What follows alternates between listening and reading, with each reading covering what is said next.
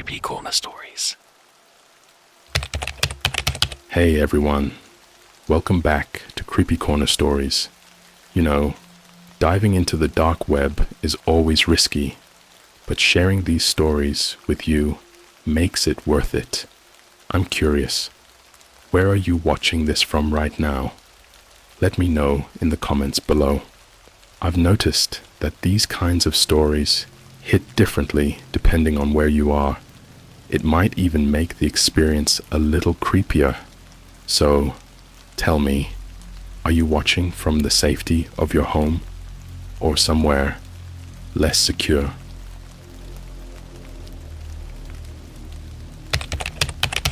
There's a dark website that lets you watch yourself from a different dimension, the other me once out.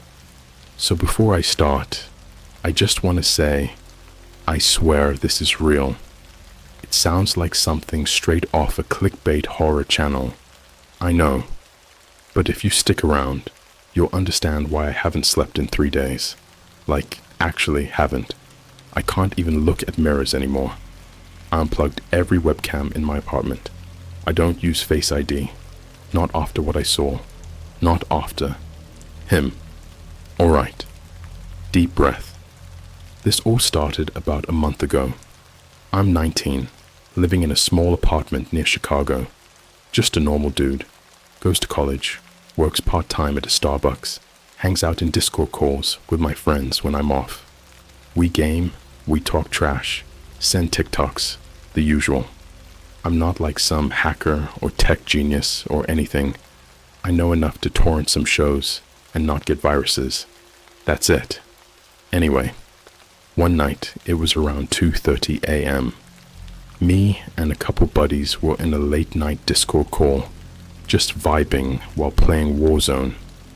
One of them, Ty, he's always messing around with creepy internet stuff, sends this weird link in the group chat. It didn't even have a name, just a random string of letters and numbers, like XN34, UIKV.onion. I was like, bro, what the hell is this? Ty just goes, it's messed up. You gotta see it. It's like, you know that Mandela catalog stuff? It's kinda like that, but worse. Of course, that immediately got our attention. We were all like, okay, send it, send it, send it. He tells us we need to use Tor to access it. Classic deep web move. I hesitated. I'd watched all those creepy YouTube videos. I bought a mystery box from the dark web. That kind of crap. Half of it is fake, right? But Ty was dead serious. Like, his voice dropped. No joke, man. This ain't a game. Don't mess with it unless you're ready. Now I should have left it there. I should have just said, nah, closed Discord, and went to sleep. But you know how it is when your curiosity is already piqued and you've got that stupid late night adrenaline running through your brain.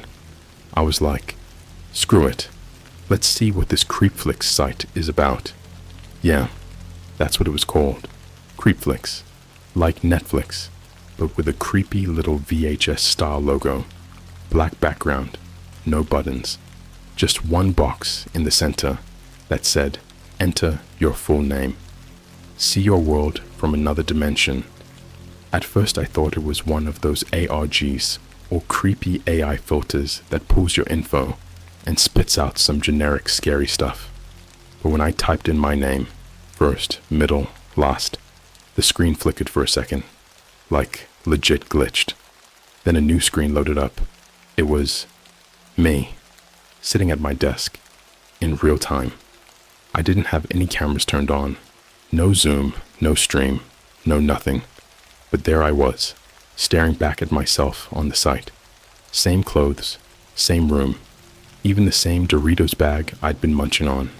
The only difference, the me on the screen was smiling, like, really smiling, too wide, unnaturally wide. I wasn't smiling, but he was. I sat frozen. My mouth went dry. I waved at the screen, out of instinct. The screen me didn't wave back, Instead, he just leaned in, like he was looking into my world, like he was the one watching. Then he raised his hand. I'm not even kidding. He wrote something on the screen. The letters smeared across the digital glass like fog on a mirror. Let me out. At that point, I ripped my Ethernet cable out of the wall. Not just closed the browser, killed the connection. Whole apartment went silent. You know when your brain doesn't know if something was real or a dream, but your body's like, nope, that was danger. That's how I felt. I couldn't even sleep that night. Just laid there staring at the ceiling. Every little noise made me flinch. Like, what if that thing on the screen was me? Or worse, what if it wasn't? The next morning I called Ty. He didn't pick up. That was weird. Dude never misses a call. I texted him. Nothing. Sent a snap. It said, pending. Like he'd blocked me. I went back into our Discord server. He was gone. No history. No messages. His account was still there, but every message he'd ever sent, deleted. Our voice calls, gone. Even the chat where he sent the link, completely wiped. I asked the others. Nobody remembered Ty sending anything. Nobody even remembered him being in the call, like I'd made him up. I went to scroll through my own messages, screenshots, anything, but my local Discord history was corrupted, like glitched out and full of weird symbols. I tried going back to the site. I reinstalled Tor, but now the link just leads to a dead page that says, "You have already been watched." It gets worse. I started noticing things in mirrors, in reflections, on FaceTime. The me I see? Sometimes he doesn't move when I do, or he'll blink a second too late, or smile when I'm not. I saw him again last night. I was walking past a window at McDonald's, our local one in downtown Chicago, and my reflection turned its head to look at me, even though I was walking straight. And I swear to God, I know how crazy this sounds, but it mouthed the same 3 words. Let me out. I'm writing this because I don't know what else to do. I don't know what's real anymore. I deleted every mirror out of my place. My iPhone face cam is covered in tape. My laptop stays shut, but I can still feel him watching. And worse, I think I saw him in public today. A guy who looked just like me, walking down the opposite side of the street. Hoodie up, same walk, same tattoo on his forearm. He stopped, smiled, waved. There's something people don't tell you about paranoia. It's not loud. It's quiet, creeping, like mold growing behind your walls. You don't notice it until it stinks, until it's everywhere, until it's inside of you. It's been 8 days since I saw him, the other me, on that website, and 5 since I saw him in real life. And if that sounds impossible, like I'm exaggerating, like I'm making this up for clicks or karma or whatever, trust me, I wish I was. I tried to go back to normal life. I went to work. I poured lattes for people who didn't care that I was slowly losing my mind.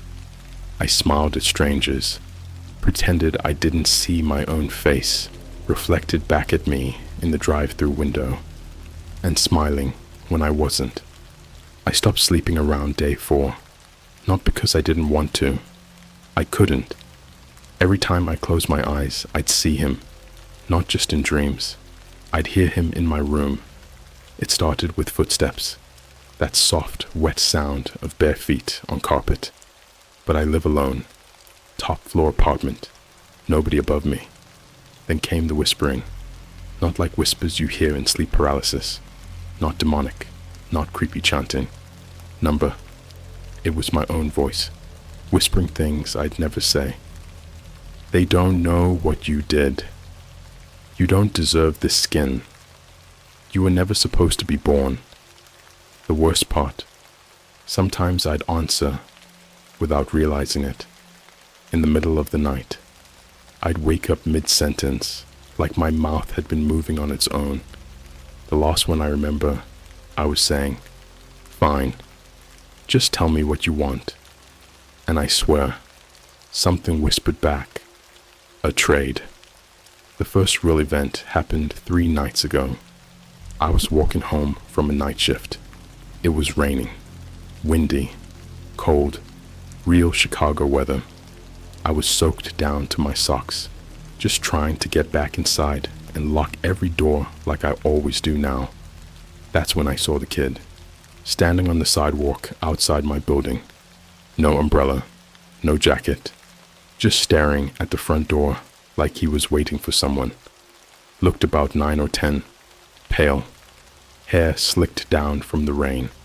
I almost walked right past him until I noticed he looked like me, as a child.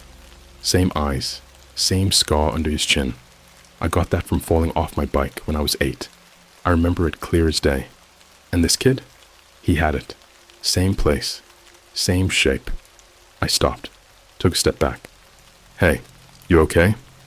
He looked up at me, dead eyes, like he'd seen centuries of pain. And then he said something that made my legs go weak. "You weren't the first. You won't be the last." I didn't even respond. I ran inside. I ran like a damn coward. And when I got up to my apartment, panting, dripping wet, I checked the peephole. He was gone. The next day, I started digging.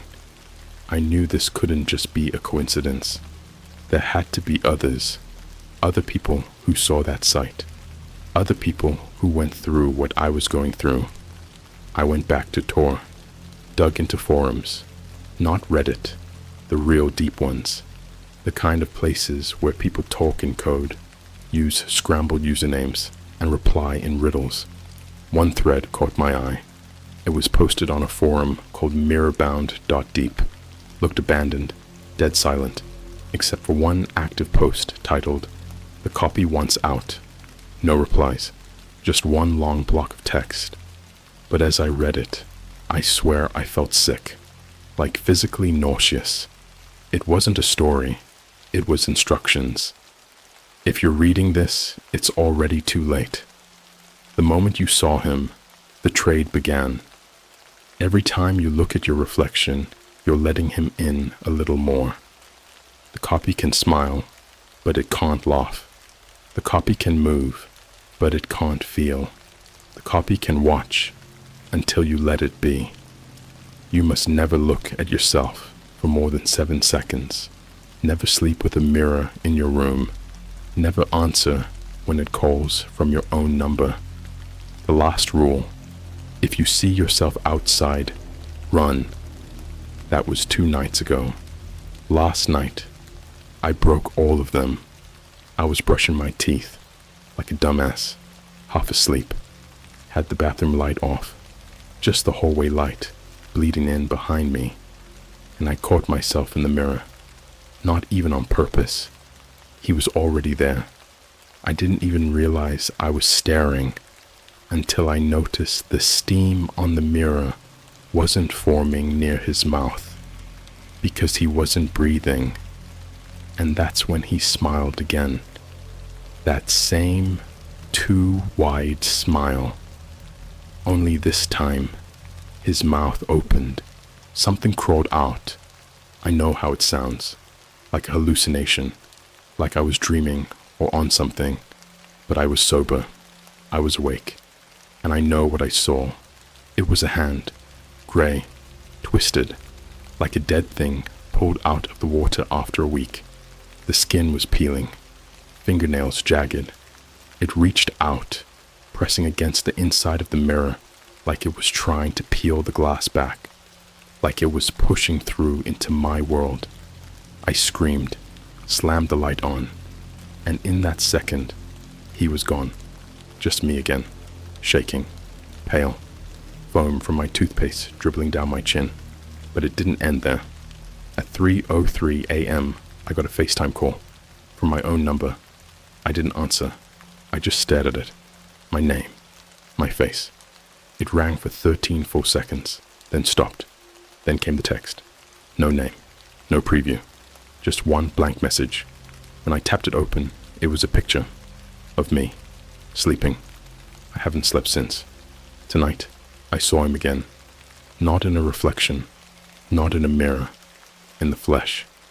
I went outside to smoke, something I haven't done in years, but the anxiety's eaten me alive.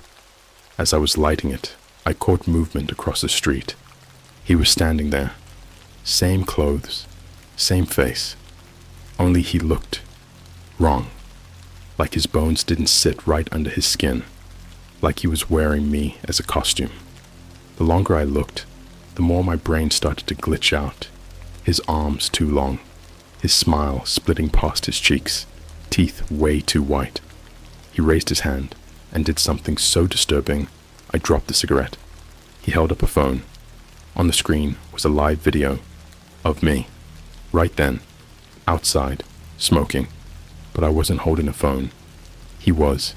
He was recording my life from his world, watching me like a YouTuber doing a let's play of my actual reality. Then came the worst part. He tapped the screen.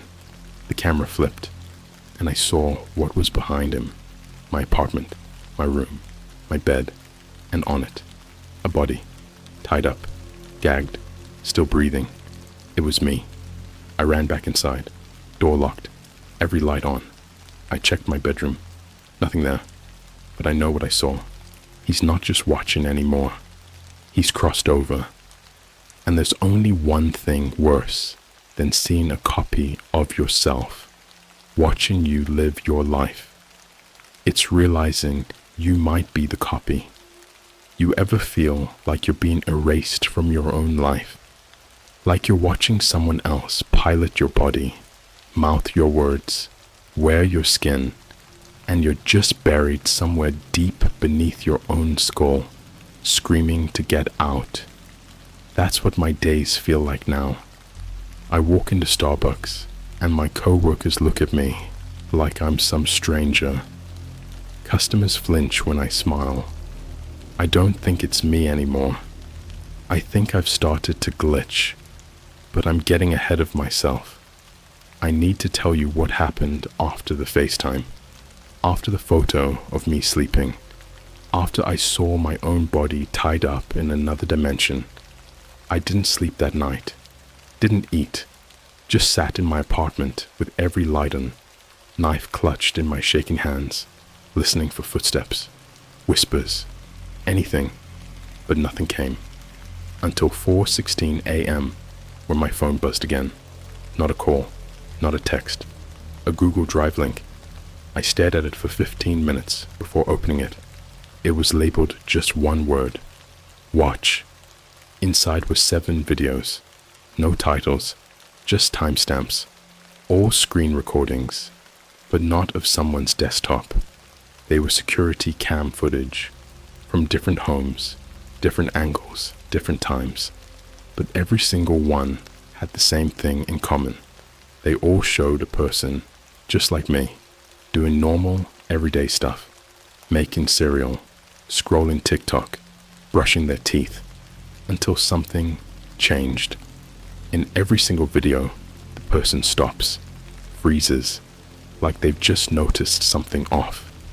Then the screen flickers, and another version of them appears in the footage, always in the background at first, in mirrors, in windows, watching, waiting, and then slowly, frame by frame, getting closer, until the last 10 seconds of each video becomes pure static, but you can still hear it, the sound, the screaming, the tearing, the wet crunch of bones being broken, and the laughing, the kind of laugh that doesn't belong in a human throat, like someone playing audio backwards through shredded vocal cords.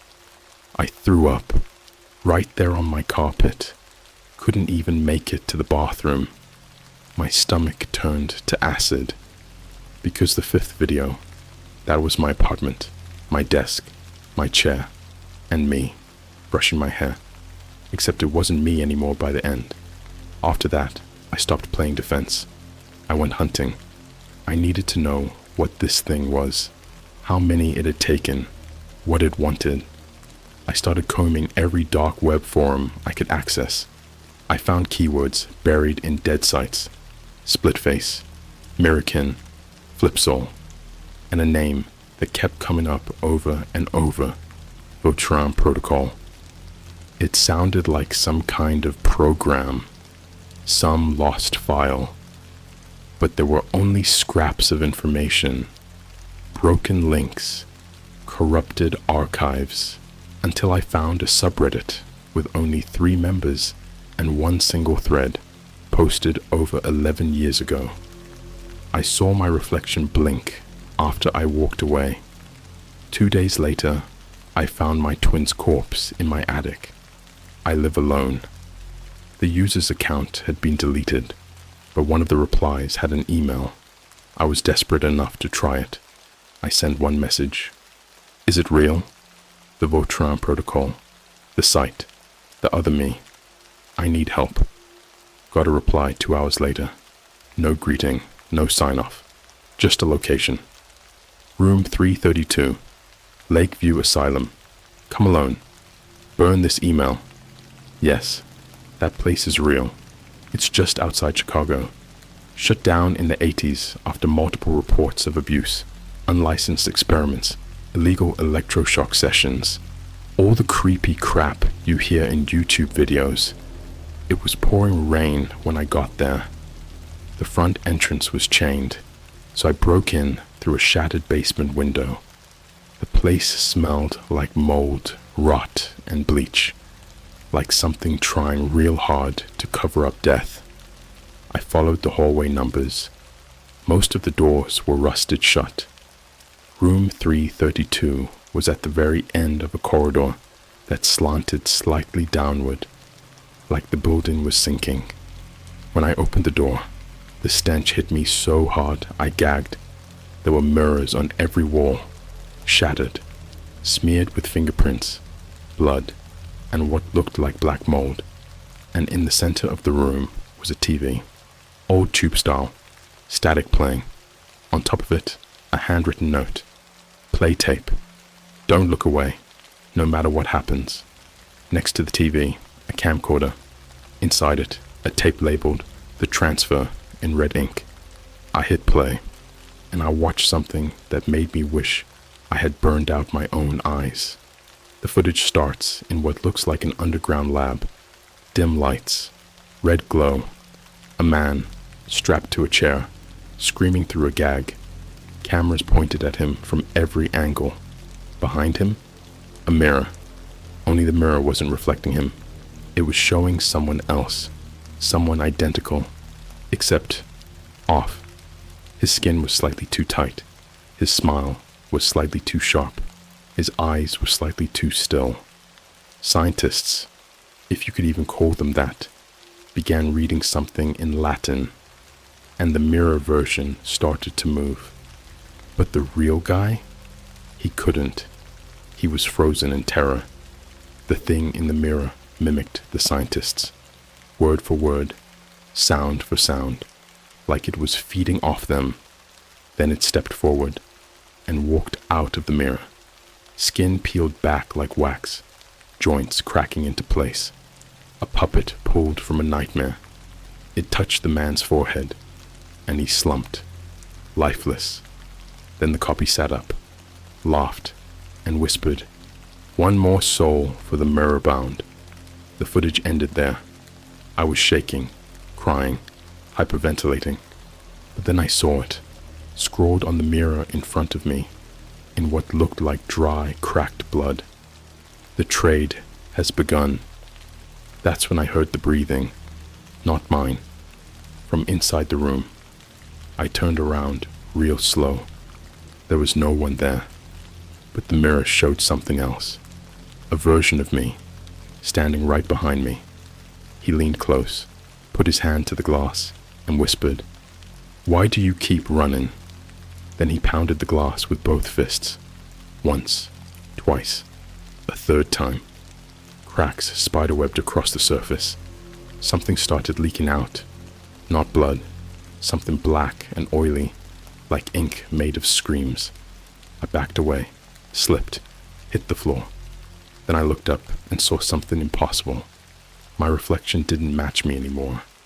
It was wearing different clothes, smiling, bleeding from its nose, and behind it, lined up in the darkness, were hundreds of other versions of me. All dead, all rotting, all watching. I ran, barely made it out. Still don't know how I got home, but now I know the truth. The dark website wasn't a game. It's a gateway, a catalog, a harvest. They watch us, they study us, they mimic us, and when the time is right, they replace us. Somewhere out there is a version of me that's not me. One that laughs when I cry, that sleeps when I scream, that lives when I die. And I think the switch is coming soon, because this morning, my friend sent me a photo, said I was on the news, wanted for murder, but I didn't kill anyone, I swear. Except there's footage, surveillance, of me, stabbing someone in a gas station bathroom, laughing while they bled out, dragging their body into the store, carving something into the wall. 3 words, in blood. Let me out. They're getting smarter. They're crossing over faster. I don't think I'm going to survive this, but maybe you still can. Never type your full name. Never answer your own number. And for the love of God, if you ever see yourself outside your window, don't let it in. I killed him. If you're still reading this, you need to understand what that means. This isn't metaphor. This isn't poetic horror. I killed a human being, and I'm not even sure it was the real me. It happened last night. After everything, the asylum, the tapes, the faces in the mirror, I snapped. There's a threshold your brain hits, where sleep deprivation turns to hallucination. And after that, something else happens. You get quiet, like your soul has packed up and moved out and left you behind to finish the job. You stop asking, what's happening? And start asking, who am I now? I hadn't eaten in almost 2 days. Couldn't. Food felt wrong in my mouth. Too warm, too soft, like chewing into someone's flesh. My tongue even tasted like blood, even though I hadn't bitten it. I was hiding out in a dingy motel off I-57, just a cracked lamp, a stained mattress, and static fuzz from the broken TV.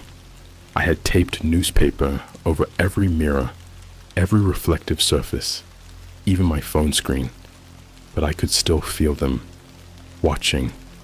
Every time I blinked, I'd see flashes, a man standing in the corner, my own face grinning through the shower curtain, hands, my hands, scratching at the inside of my eyes. Then the call came, blocked number, 2:02 a.m. I let it ring, then another, blocked, blocked, blocked. 7 calls, one after the other. The 8th was different. It came from my own contact name, my exact phone number. I answered. There was no voice, just breathing, but not normal breathing. It was wet, labored, like lungs filled with something that wasn't air. Then, faintly, through the static, I heard a second voice in the background, far away, gurgling, crying. I cranked the volume. It was me, begging. Please, no, I'm not him. I'm not. Please don't. Then the line went dead. I ran, out of the room, into the parking lot, cold air slicing down my throat like glass, and standing under the flickering streetlight in front of room 107 was a man. Same height, same building, same face. He was wearing a bloodied white hoodie, mine, and in his hand was a hunting knife. I didn't think. I charged him. We collided like animals. We hit the pavement. We rolled. We screamed. And the whole time, he laughed. That broken, twitchy laugh I'd only ever heard in the mirror. We fought in silence after that. Not like people, like something worse. He bit my neck. I tore at his ears. He scratched my chest open. I don't remember grabbing the rock, but I remember bringing it down. Over and over. His face was gone after the sixth hit. Just red mush and bone chips. I kept going. 7, 8, 9. By 10, his skull caved in like a cracked watermelon. I didn't stop until I realized the laughing hadn't stopped. But it wasn't him anymore.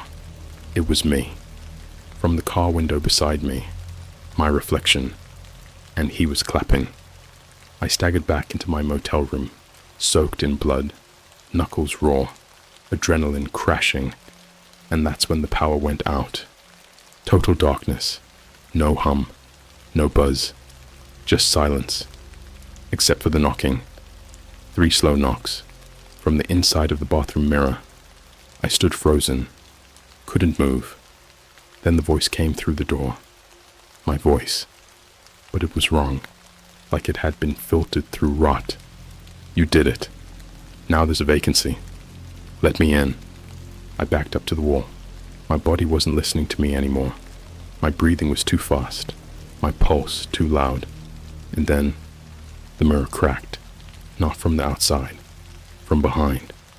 It began spidering, splitting like someone was pressing a face to the glass from the other side.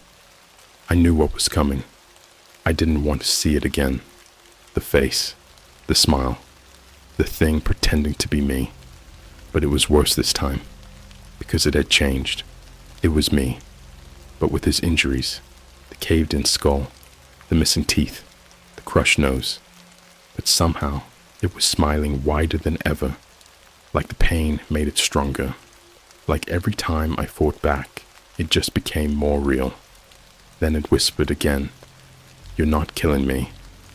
You're becoming me." I blacked out. No idea how long.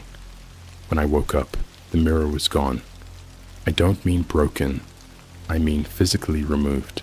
No frame, no screws, no shards. Just a rectangle of mold where it had been. And written in that mold, in dripping finger trace letters, "Switch, pending." I'm not the only one. I know that now, because when I left the motel, bloody hoodie stuffed in my bag, I saw her, a woman standing across the street, pale, thin, blank stare. She looked like a cracked porcelain doll, until I saw her face twist, mouth dislocated, jaw split open. Her own tongue crawled out, not fell, crawled, and hanging off it, like a spider with too many legs, was her reflection, gnawing its way into her mouth. I screamed. She didn't. She just stared at me with hollow eyes, like she'd already been emptied. I've been on the run ever since, but they're getting faster, stronger, smarter. I saw a man on TikTok live this morning, smiling into the camera while reading comments. He looked normal, fine, average, until I paused the video, frame by frame, and I caught it. The reflection behind him blinked out of sync, 3 frames late. The caption of the video, "Just me tonight, roomie's out."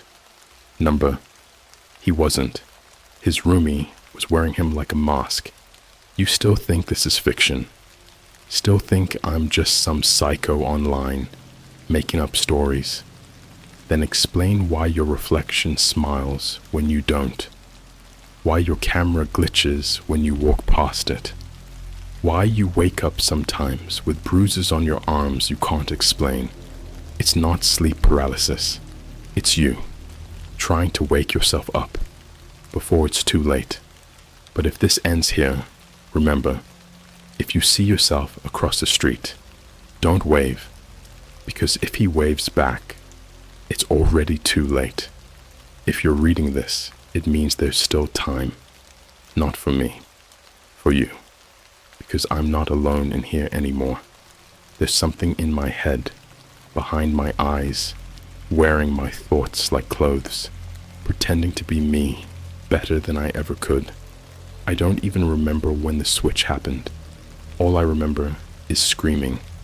The last 48 hours have been a blur of blood, static, and memory gaps. I've had blackouts before. Stress, insomnia, trauma. But not like this. Not where I wake up with dirt under my fingernails, blood on my shirt, and my own voice whispering from the closet. I should have burned the phone. I should have smashed every screen, thrown my laptop into the lake, gouged out my own reflection. But it's too late for should-haves, because I saw the message again, written across the inside of my car windshield, fogged in condensation from something breathing inside it overnight. The mirror is broken. He's out. I drove for hours after that. Didn't even know where I was going. Ended up somewhere in Indiana, near the edge of a town that looked like it was rotting from the inside out. Every building boarded up, every sign faded, every window covered, and on every telephone pole, stapled crooked with rusty nails, were flyers. Not ads, not missing people. Wanted posters, all with different faces, but with one line repeated under each. Do not trust their smile. I found a library. No power, no security. The door was already open like it wanted me inside. I sat at a terminal, plugged into a backup generator, and typed it into Tor, mirrorx.onion. One final try. It worked. The site looked different now. No more login, no flashy intro, just a black screen. One sentence pulsing like a heartbeat. Welcome, original. I don't know how it knew. I don't know how it chose.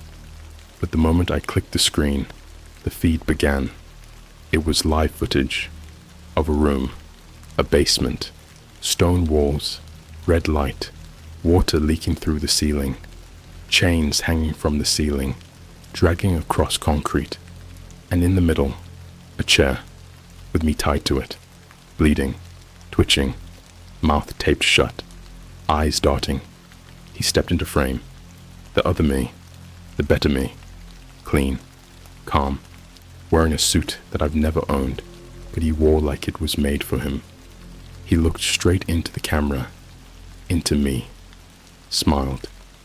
Then he whispered, "You had your chance." And that's when he pulled out the knife. He didn't hesitate, didn't monologue, just started cutting. First the cheek, then the scalp. Then he peeled the face off in one smooth pull, like unwrapping a gift. My face, my skin, my everything. He laid it over his own, like a glove. And when he was done, he walked toward the camera, each step louder than the last, like footsteps inside my own skull.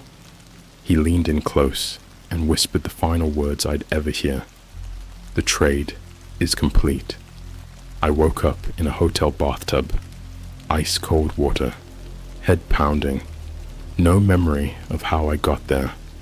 My phone was already recording, my front camera open, recording me.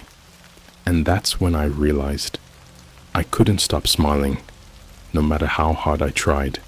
I've been walking in a body that doesn't listen to me anymore. I reach for a glass, and it picks up a knife. I look at a child on the street and feel this pulling urge to see what their eyes look like outside their skull. I laugh when people cry, and I cry when I see myself laugh. Today, I got an envelope under my motel door. No return address, just a single Polaroid inside. It was a photo of me, standing in the middle of Times Square, holding a sign. I don't remember being there, but the sign said, "I am not me," and in the reflection of the glass behind me, another me, grinning, holding a knife behind his back. I looked myself up.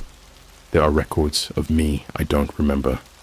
Job applications, emails, surveillance of me eating at a McDonald's in France, a wedding license I never signed, photos from Instagram, accounts that aren't mine, but have my face.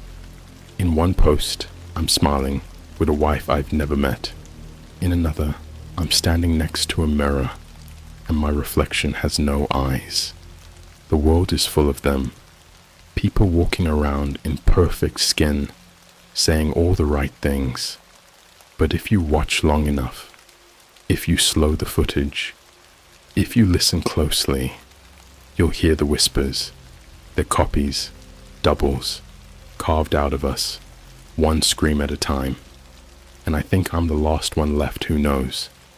But not for long, because this morning I woke up and found something on my ceiling, scratched in deep, like it had been carved from the inside out. The mirror cracked. You let me through. I don't know what's going to happen next, but if I vanish, if I stop posting, if you see another post from this account saying I'm fine, or that I made this all up, or that I was mentally ill, don't believe it, because it won't be me.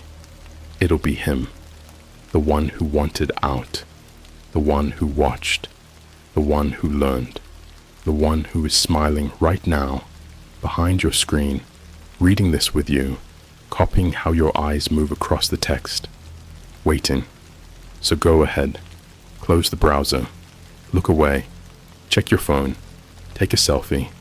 Just hope to God you don't see something behind you, smiling and not blinking.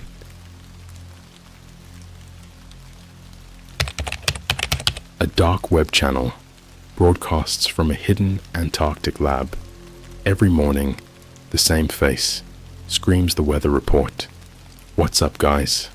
So, listen, I'm not even sure where to begin with this. If you're like me and you've ever fallen down some of those late night rabbit holes on Reddit, YouTube, or TikTok, you know how it starts. You're watching some top 5 creepiest things caught on CCTV, or disturbing deep web iceberg explained video at like 2 a.m. and you're thinking, none of this is real, right? Yeah, I thought the same thing, until it got way too real for me. This whole thing started because of a stupid dare from my friend Max. We were just a couple of seniors, chilling in my room over spring break, eating McChickens from Uber Eats, and scrolling through some cursed subreddits. I don't remember exactly what triggered it. Probably one of those websites you're not supposed to visit, TikToks. But Max suddenly goes, "Yo, I bet you won't go on the deep web and find a real dark web stream." Now, for context, I'm not like a total noob when it comes to tech. I've messed around on TOR before, mostly just out of curiosity. I never clicked on anything too wild. Just weird forums and old hacked blogs. Honestly, 80% of it looks like Craigslist, if Craigslist was haunted. But this time, I went deeper. We were on Discord, screen sharing, and I booted up Tor. Max was all hyped like, "Let's find some weird weather stream or something, bro." So I start poking around. Found a directory site that looked like it hadn't been updated since 2007. Just dead links and shady names like Rainwatch99, .onion, and MirrorCloudX. But then there was this one link. It just said icestation.uth, no description, just a penguin emoji next to it. Max goes, "Dude, penguin, Antarctica, click it." So I did. The screen went black for a few seconds. Then suddenly, this old school CRT style static popped up, like something from an old TV set. And then it cleared, revealing this dimly lit room with metal walls, like a bunker. You could hear a low humming sound, like a server room, or maybe those industrial freezer fans you hear in the back of McDonald's. And then she appeared. A woman stepped into frame. Late 20s, maybe early 30s. Pale. Way too pale, like she hadn't seen sunlight in years. Her eyes were bloodshot, like she hadn't slept in weeks. But she smiled. This weird, twitchy grin that didn't match her eyes at all. Then she screamed, like not a scream of pain, not at first. It was this ear-piercing, overly enthusiastic scream, like she was performing for a twisted kids show. Her voice echoed through the metallic room. Good morning, base 12. It's minus 71 degrees Celsius, with a chance of memory loss, unexplained bleeding, and light snow. I legit felt my stomach drop. Max went silent, then said, "What the actual f—" The woman then started reading what sounded like a weather report, but it was all wrong. She mentioned a sector red breach, talked about the sky melting, and hearing the stars again. Her voice kept cracking like she was fighting back sobs, but her smile never left. And every once in a while, she'd just freeze, like hard freeze, for minutes, just standing there, mouth slightly open, eyes twitching. Sometimes she'd bleed from the nose. One time, we saw a shadow pass behind her, a tall one. No sound, no explanation. And this wasn't some RRG. This wasn't acting. At least, it didn't feel like acting. We stayed on for 10 minutes, just watching in absolute silence. Then the stream cut to static again. No outro, no credits, just static. But here's where it got worse. Max checked the URL to refresh, and it was gone. We tried to find it again using onion search engines, old directories, even Tor bookmarks. Nothing. It was like it had never existed. We chalked it up to just a really well-made one-time stream, some twisted underground art project or something. But that night, at exactly 4:04 a.m., Max texted me, "Dude, she was in my dream." And the next morning, he posted a story on Instagram of his cracked TV screen, said it just popped while he was watching Netflix. When I asked what he was watching, he didn't reply. 3 days later, Max went offline, like, completely. No texts, no Discord. His Snapchat streaks vanished. I even drove to his house. His mom said he'd left the night before and hadn't come back. Cops were called, reports filed. But I knew it had something to do with that stream. And then I started getting the notifications, not from Instagram, not from TikTok, from an unknown number. Every morning at 4:04 a.m., I get a new one. No text, no emoji, just a thumbnail of a video. The same woman, same room, still screaming the weather. But now, she's looking directly at me. I didn't sleep for 2 nights straight after the last stream. Every time I closed my eyes, I didn't see darkness. I saw her. That pale woman from the broadcast, standing in that freezing metal room. But in my dreams, she wasn't screaming the weather anymore. She was whispering words I didn't recognize, but could feel in my teeth, like nails tapping the back of my skull, like someone humming right behind me while I was underwater. But that wasn't the worst part. The worst part was the loop. Every time I'd wake up, I'd find my phone screen frozen, stuck on a blurry screenshot of her face, wide-eyed, veins bulging, that forced, unhuman smile, like the moment just before a stroke. No app open, no notifications, just her image, seared into my screen like a ghost burning. I had to do a hard reset every time just to use my phone again, and it kept happening, every night at exactly 4:04 a.m. At first, I thought I was being hacked, maybe a rat virus or some phishing trick from the dark web. So I reset everything, wiped my laptop, factory reset my phone, installed NordVPN, 2 firewalls, even ran a rootkit scan on my entire system. Nothing came up. The images kept coming. The videos, though, the videos changed. The woman was still in that same steel room, still barefoot, still in that tattered white lab coat, hair dripping wet, like she just got dragged out of an ice bath. But the screams, They weren't just about the weather anymore. She started describing things, real things. In your city, the Starbucks across from the mall. Don't go in. The man with the backwards hat isn't real. He's looking for someone to copy.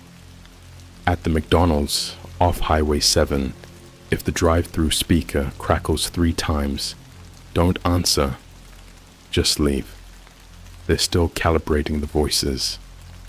The girl you saw on TikTok yesterday, black hoodie, LED lights behind her. She hasn't been alive since 2022. You're watching an echo. I hadn't told anyone about watching that TikTok, not even Max. It was one of those cozy aesthetic clips. Some girl showing her neon-lit setup, lo-fi music in the background, big anime posters behind her. Nothing weird. Until the 3rd time I watched it and noticed the reflection in her monitor. It wasn't her. It wasn't human. And it was looking directly at me. That's when I knew something was deeply wrong. This woman in the video, whatever or whoever she was, wasn't broadcasting random nonsense. She was describing real events, real places, and worse. She was watching me back. I got obsessed. I spent entire days digging. Reddit, Discord servers, 4chan archives, even Russian darknet mirrors. I reached out to a guy on Telegram named Zero Mercy, who claimed he had worked with a research station in Antarctica and had seen things that weren't listed in any data logs. His first message to me? You found Ice Station WTH, didn't you? I didn't answer right away, just stared at the screen. Somehow, this stranger knew exactly what I had stumbled into.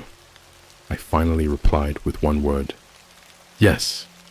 What he sent back made my blood run cold. 6 blurry images. The first was a satellite image of Antarctica, with coordinates burned into the corner. Not a single base listed on official maps was near that point. Just empty white expanse. Or so it seemed. The second was a grainy photo taken inside what looked like an underground lab tunnel. Concrete walls lined with frost. Thick black cables hanging from the ceiling like tendrils. No lights. The third, a steel room. The same room from the stream, but it was decades older. Rusted. Destroyed. The walls were torn open like something had burst out. There was blood frozen on the inside of the doorway in patterns that didn't make sense. Not splatters. Symbols. Then the fourth image. Maximum. Tied to a chair. His face was twisted in silent horror. Not screaming. Just wide-eyed and drooling like something had turned his brain off while leaving his body online. The fifth photo was a notebook page, just handwritten in shaky pencil. They're not using cameras, they're using eyes. The final image was the woman, standing in the hallway, just outside the frame, wearing my clothes. That night, I didn't sleep. I locked my door, unplugged everything, even covered my mirrors. I sat in my closet with a flashlight and a baseball bat, shaking like a cracked-up raccoon. But at 4:04 a.m., I still got the notification. This time, I opened it, and this time, the stream started in my room. No intro, no static, just my face, staring into my webcam, blinking in horror. I wasn't moving. I was frozen on screen, like a screenshot of myself, but breathing. And the worst part, I wasn't even at my desk. I was still in the closet. I watched as the figure in my clothes, the one that looked just like me, smiled into the webcam, then slowly turned its head, exactly like the woman used to, like a broken puppet. And then it whispered, "You're not watching us. We're watching you watch yourself." I screamed, ran out of the house barefoot, didn't care about the cold, didn't care about the neighbors. I ran 6 blocks until I collapsed behind a dumpster outside a Dunkin' Donuts and just cried. I cried until the sun came up. When I checked my phone again, the stream was gone. No history, no notification. But in my gallery, there was a new photo. It was me, sleeping in the closet. I haven't been home since. I stay in different places, motels, couch surfing. Sometimes I leave my phone in a separate city just to be sure. But the streams, they keep coming. The woman is still there, but she's changed. Her skin is rotting now, gray and cracked like windburn. Her teeth are missing in the back. She twitches more. And sometimes she's not alone anymore. Sometimes there's a mirror behind her. And in that mirror, I see people I recognize. I saw Max. I saw my dad. I even saw my middle school math teacher, who died in 2017 from a heart attack. All just standing there, staring, mouths open, screaming nothing. I don't know how long I can keep this up. I haven't eaten in 2 days. I keep smelling frost, not cold air, actual frost, like the smell of dry ice biting into your nose. I hear things in running water, voices behind the sound of toilets flushing. I cut open a bag of chips the other night and heard the weather report hiss out for half a second. They've made it inside something, maybe all of it. Maybe we were never watching the dark web. Maybe the dark web was waiting for us to tune in. And now that we have, we can't turn it off. This is going to sound insane. No, not internet weird, like your average haunted eBay doll, or SCP clone, or ARG garbage. I mean full-on shatter your sanity, cold metal against your teeth, stare too long, and it changes you. Insane. I haven't been online in 6 days. 6 real days. No phone, no laptop, no screens. I've been crashing in the boiler room of an abandoned strip mall off the I-29 in Missouri. I found it on a survival forum that only loads at exactly 3:33 a.m. No back button, no refresh. The last comment on the site was from a user named Thermsblind that just said, "Flesh doesn't buffer. That's why they want in." I thought it was just crazy nonsense until I realized the signal follows heat now. Let me explain. After what happened in part 2, after I saw myself on that stream, I cut off from everything, bought a burner phone, used cash only, moved around, stayed off all networks. I figured it was tied to devices, maybe some advanced dark web malware or government project. Max's disappearance still haunted me, and no one believed me when I tried explaining what I saw. Police dismissed me. My own mom blocked my number, but then I found a note in my backpack. My old one. I hadn't touched it in weeks, folded in the smallest triangle you've ever seen. Almost surgically folded. No writing, just a smudge of what looked like frozen blood and one sentence etched in pin-sharp gouges. "You are the signal now." That's when the real nightmare began. The first night in the strip mall, I kept warm using this busted space heater and some old linens from a shuttered clothing store next door. I figured, no electronics, no digital trail, I'd be safe. I was wrong. At 4:04 a.m., like always, I woke up gasping. Not from a notification, not from a dream, from something crawling up my spine. I was drenched in sweat. My skin felt like it was humming, not vibrating.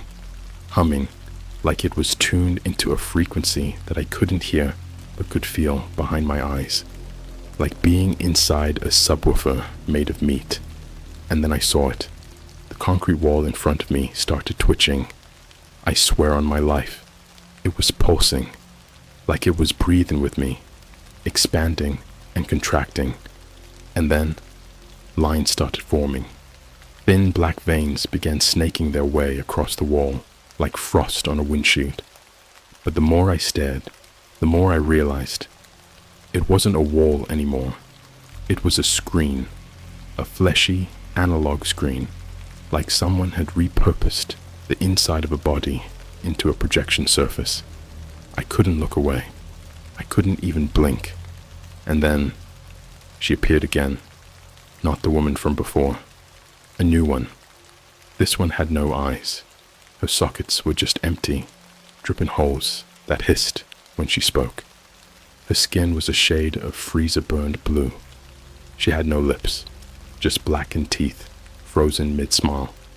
When she opened her mouth, the sound didn't come from her. It came from me. I heard her voice echoing inside my own throat. We thank you for hosting tonight's weather. Expect a drop in pressure and a rise in internal screams. Temperatures will fall until your teeth bloom. Then she vomited teeth. Human teeth. Thousands of them. They fell from her mouth like sleet, clinking against a metal floor I couldn't see. Some of the teeth were gold. One had a McDonald's logo engraved on it. One looked like mine. Then came the static. But it wasn't TV static. It was mouths. Billions of them. Whispering in reverse. Stitched across a black void. All saying something different. All making sense only if you listened with your blood. I ran out into the night, screaming like a feral animal, hands over my ears, but the sound kept leaking in. I swear I could feel syllables slithering down my spine. I threw up behind a shuttered Claire's, and my vomit was black, like printer ink. That was when I noticed my veins. They were moving, not blood flow, not muscle twitches. They were changing paths. My arms looked like road maps drawn by someone who was learning geometry from a corpse. And under my skin, I swear I saw a face. Not mine, not Max's, Heron.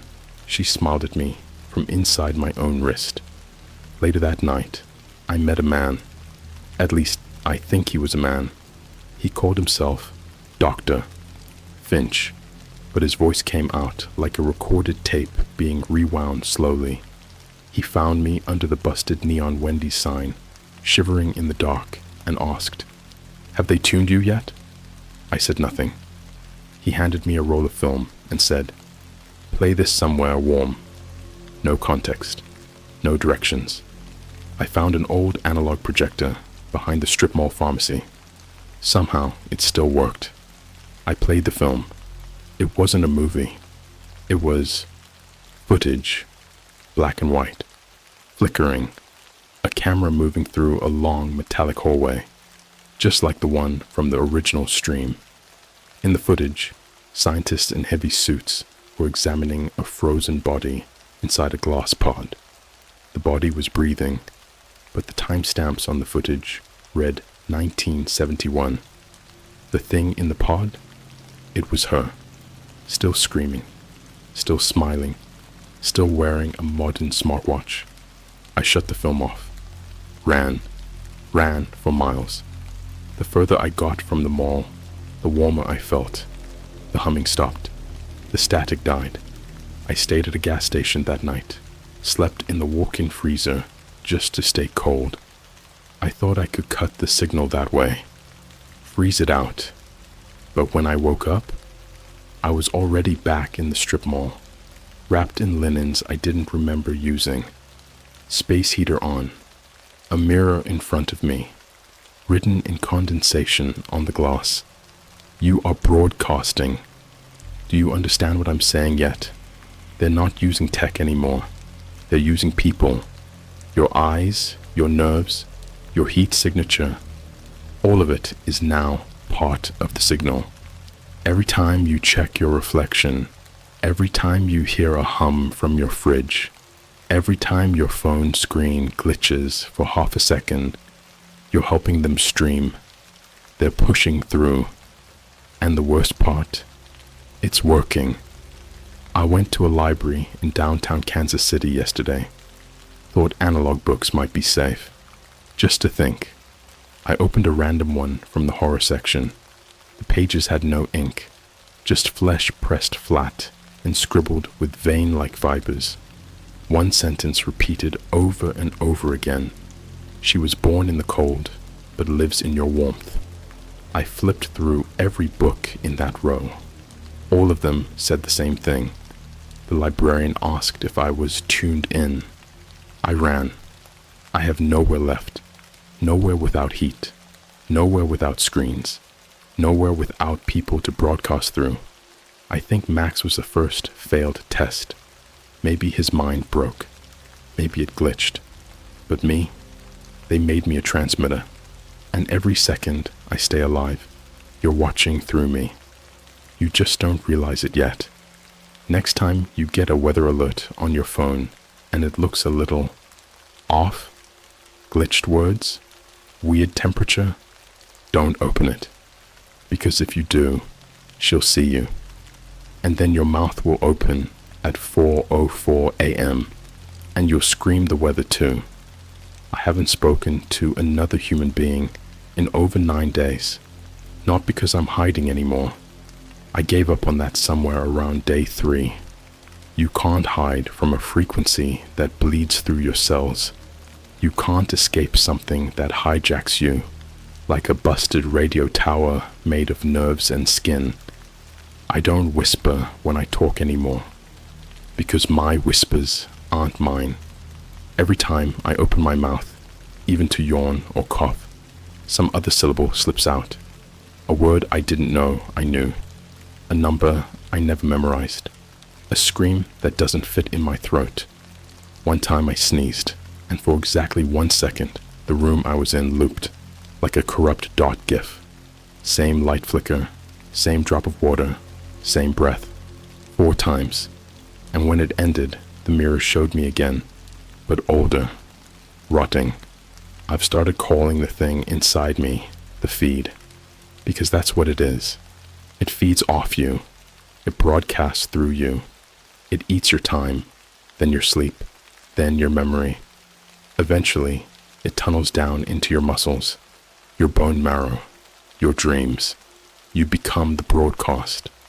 I used to think this was all digital, like maybe it was some advanced tech project or experimental mind virus that started on the dark web and mutated into something sentient. But now I know better. This thing is older than the internet, maybe older than language.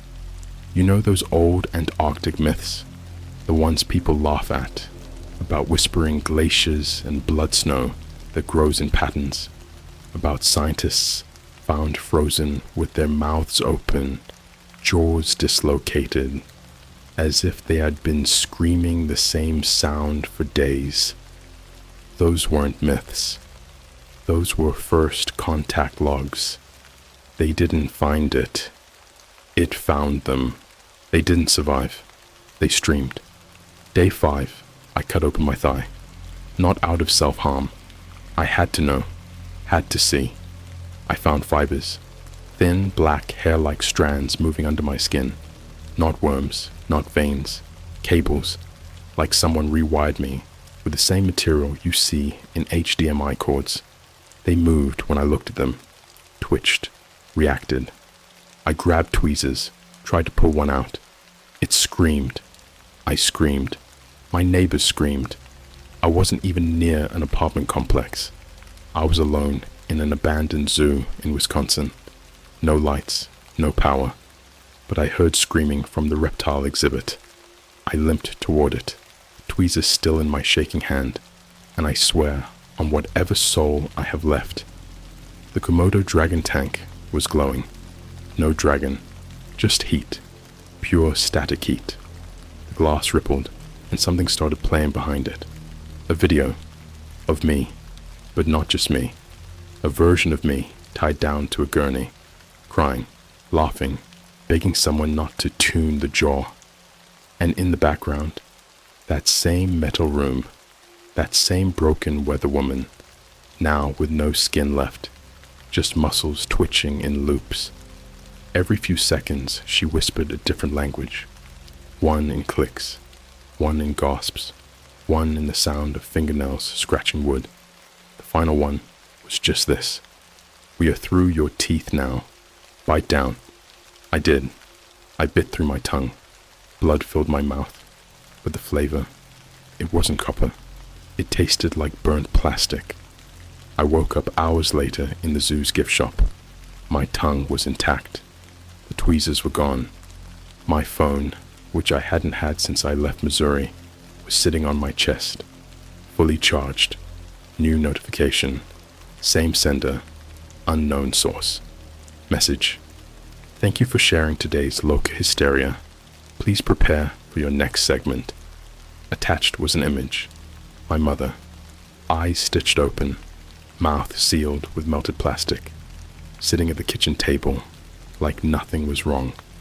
Her shadow. Wrong shape. Too tall. Too sharp.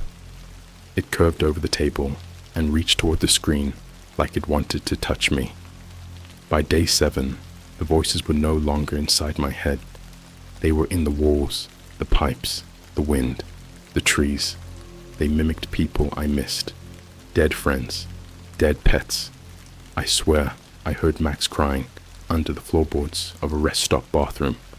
When I pulled open the floor tile, all I found was a mirror, cracked, but still reflecting. And in the reflection, I saw myself kneeling. Except I wasn't kneeling. I was on a gurney again. Same room, same metallic walls. Then me in the mirror leaned closer and whispered, "You're not watching. You're buffering." I'm not sure how many people this has happened to. I've found clues, scattered like breadcrumbs behind dumpster fires and inside malfunctioning ATMs. One message was printed onto a Walmart receipt.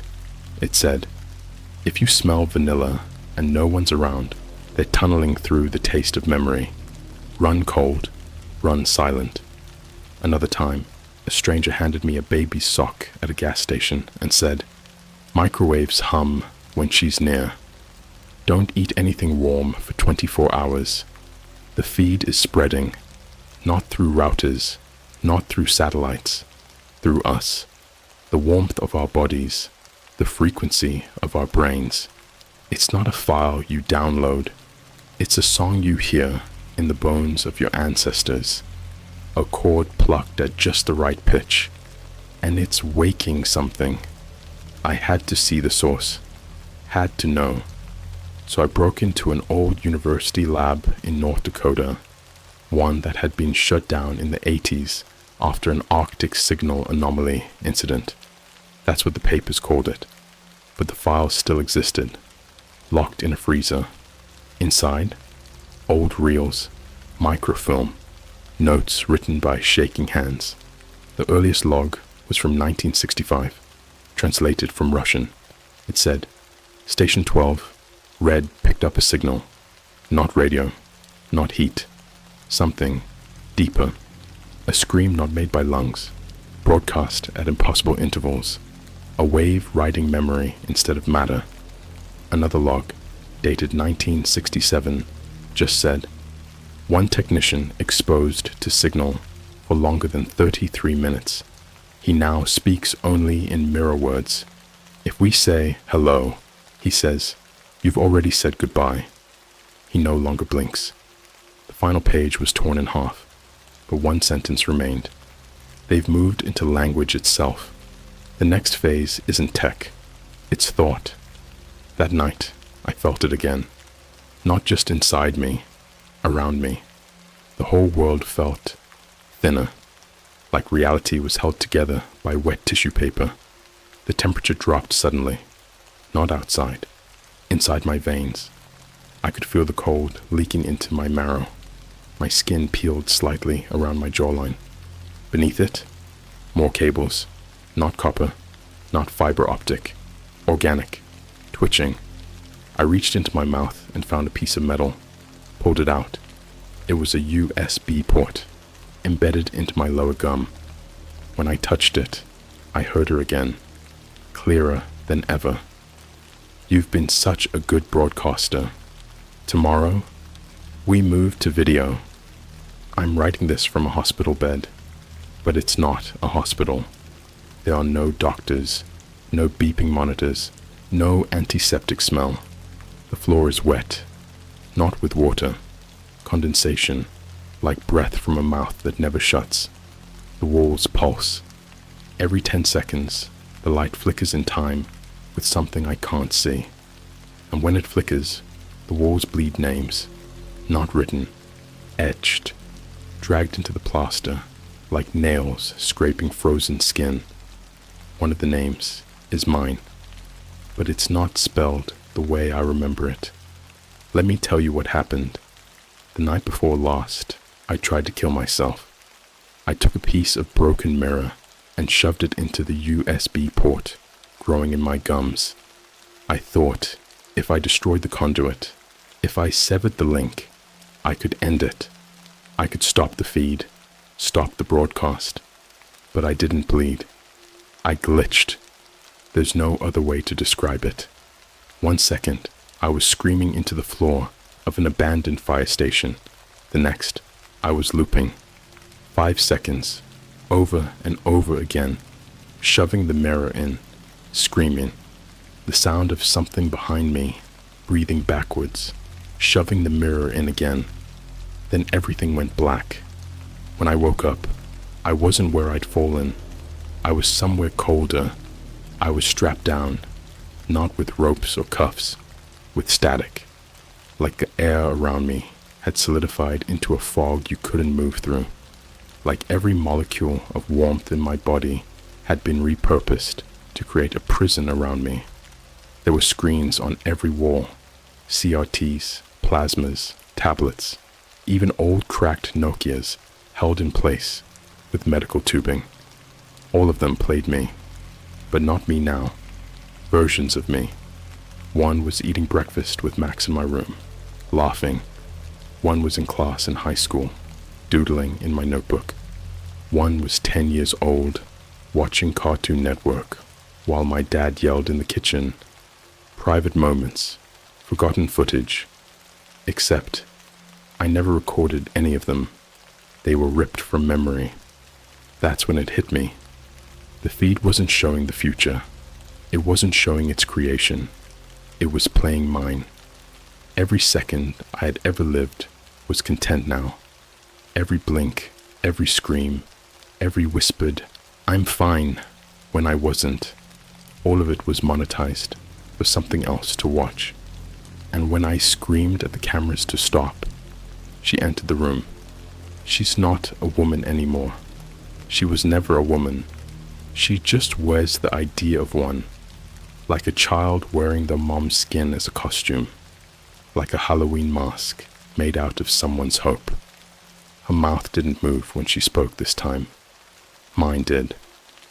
We're almost at max bandwidth. After your next memory collapse, we'll initiate the replication seed. Don't be scared. You'll still feel human. Then she handed me a phone, an iPhone 13 Pro Max, rose gold, uncracked. The screen flickered. Live feed. You. 6,228,993 viewers. I was the broadcast now. I looked down and my chest was open. No blood, just coiled wires and frozen mist pouring from my ribs like dry ice. I watched as mechanical bugs crawled out of my throat, whispering in Morse code and dripping battery acid onto the floor tiles. I blinked once, and when my eyes reopened, I was somewhere else. I was sitting on a bench outside a Target in California. Midday, birds chirping, normal people walking past, laughing, texting, shopping. No one noticed that I was crying blood. No one noticed the black cables leaking from my ears.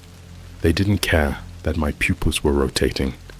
Then I realized they couldn't see it, because this wasn't the real world. It was the feed's version of it, a buffer reality, a lagging ghost of what used to be real, built just stable enough to keep me from panicking while the true upload began. I screamed into the sky. A child looked at me, smiled, and said, You're gonna be famous. I don't know how long I stayed there. It could have been days. It could have been milliseconds. Time doesn't move the same in the feed. But eventually, I collapsed. Not from exhaustion, from desynchronization. That's the term they used. I heard two of them talking in the ceiling, like insects clicking in dial-up tones. His bit rate's dropping. Recalibrate through the retina. Number. Let him crash. We've got the backup. Echoes always stream cleaner. Then the air got heavy, cold, and I fell out of that reality, straight into this one. So now I'm here, in this hospital. I'm hooked up to a machine that hums at the same frequency as a dial tone. The nurse has no mouth. Every so often, she leans in close and rubs her eye socket against mine. Not romantically, like she's trying to merge, like she's looking for a better connection. There's a screen in the corner, playing live news, but it's not CNN or FOX. It's a weather report. The temperature, minus 68 degrees Celsius location, base 12, red room, and then she appears again, smiling, no skin left, just muscle and black teeth, wearing a lab coat made of human mouths. She screams, "Good morning, transmitter.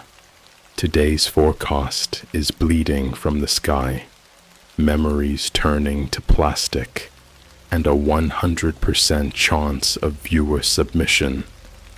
Then she laughs, and it sounds like every scream I've ever made, layered at once. They're almost done with me. The last phase is called replication seeding.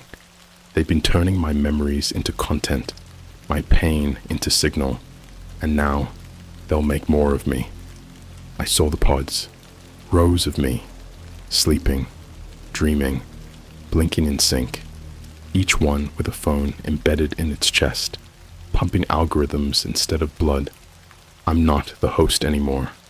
I'm the template. If you're reading this, you're already infected. The feed doesn't need links or devices anymore. It needs recognition. Just one moment of understanding, and it burrows in. That tickle in your eye, that glitch when the screen loads a little too slowly, that dream that loops when you wake up, that weird weather report that played even though your phone was off. That's me. That's us. That's the feed settling into you. And at 4:04 a.m. tonight, you'll wake up. You won't be in your bed. You'll be standing in a metal room, barefoot, cold, screaming someone else's forecast, and your mouth will never close again.